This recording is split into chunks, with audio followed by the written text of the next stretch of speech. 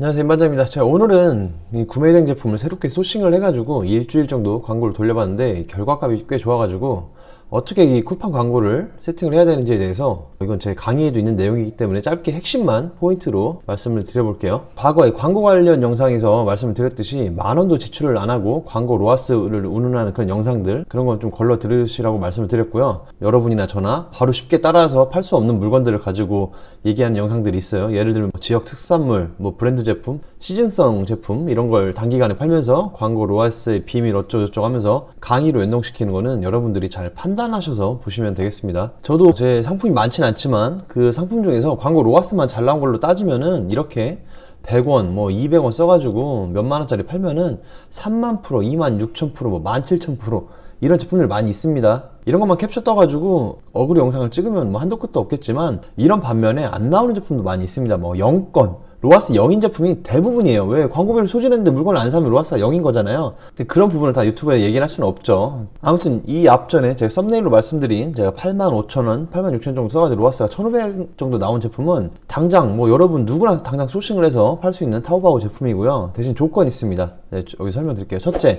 판매가가 10만원 이상이어야 됩니다. 이 단가가 높은 제품을 파셔야 하루에 한두 개, 20만원짜리 이상의 제품이면 하루에 한두 개만 팔아도 월 매출이 1,000만원 정도 나옵니다. 마진을 20%만 잡았을 때 다 빼고 20%를 가져간다고 하면 월 200은 벌 수 있는 거잖아요. 이런 제품들은 제가 지금도 꾸준히 영상 속에서 계속 소개를 시켜드리고 있기 때문에 잘 가공을 해서 여러분의 효자 상품으로 만들어 가시면 되겠고요. 두 번째, 그리고 한 제품이 아닙니다. 이 초보셀러가 흔하게 하는 실수 중에 하나가, 이렇게 반응이 와서 실판매가 일어난다고 하고 광고 효율도 나름 괜찮다 싶으면은 다른 카테고리 제품을 소싱을 해요. 내가 이제 소싱을 좀 잘하는구나 해가지고 다른 카테고리로 넘어가는데, 그렇게 하시면 안 되고, 잘 팔리는 제품이 있다 치시면은 디자인이 좀 더 다른 제품, 색상이 다른 제품을 소싱을 해서, 활용도가 좀 다른 제품을 소싱을 해서 같은 카테고리에 한두 개 더 채워놓는 게 좋습니다. 그래야 쿠팡 내 상품 효율 지수가 올라가기 때문에 광고 로아스가 좀 좋아집니다. 이게 100%다 말씀 못 드리겠지만, 제가 다 해보고 진행을 해봤을 때 나온 결과물 값이 좋아가지고 제 실제 해본 경험담을 말씀드리는 거기 때문에 참고하시면 될 것 같고요. 세 번째, 이 매출 최적화는 수동 키워드 세팅이건 2, 3만원 정도 세팅을 해가지고 일주일에서 열흘 정도는 로아스가 나오든 안 나오든 투자한다 생각하시고 광고를 돌리셔야 됩니다. 대부분 초보 셀러들이 광고 세팅하는 거를 보시면은 대부분 만원이에요. 그죠? 제가 제 수강생분들은 저한테 문의 오면 제가 직접 그분한테 로그인 인증받아서 로그인을 한 다음에 광고 세팅도 해드리는데, 대부분 만원으로 합니다. 만원 아니면 2만원, 그리고 2, 3일.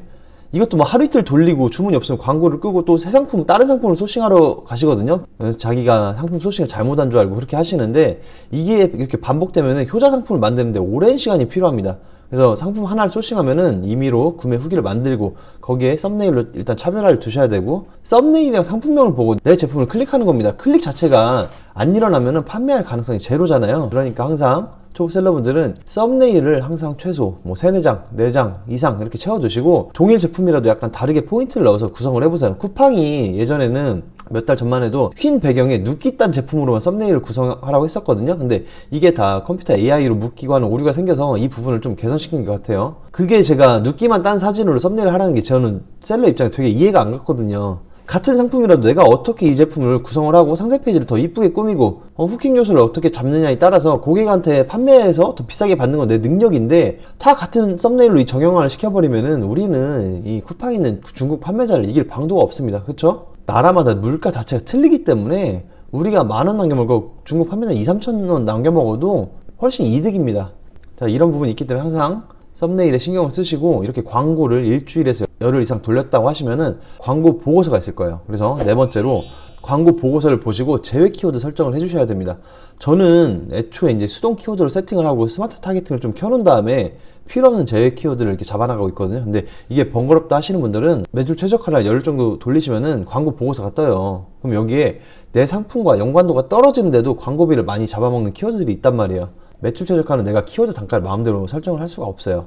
그래서 내가 만약에 이런 키보드를 보시면, 이런 키보드를 판매한다고 쳤을 때 연관 키워드가 컴퓨터 마우스, 컴퓨터 광 마우스, 게이밍 마우스, 컴퓨터 책상, 게이밍 의자, 이런 게 잡혀서 광고비 소진을 할 거란 말이에요. 이거는 키워드랑 연관이 있어 보이지만 광고비만 소진해 먹지 실제 키보드 구매랑은 이루어지지 않는 그런 키워드들입니다. 그러니까 나쁜 키워드라고 볼 수 있죠. 이런 키워드들을 추출해가지고 제외 키워드를 꼭 잡아 나가셔야 됩니다. 이게 큰 틀로 보면은 광고 로아스를 효율적으로 내는 전부입니다. 반복 시청하시면서 제가 말씀드리는 부분을 곱씹어서 보시면은 감이 좀 잡히실 거라 생각이 됩니다. 자, 오늘 한 줄평. 구매대행 제품도 광고를 하면 더 잘 팔립니다.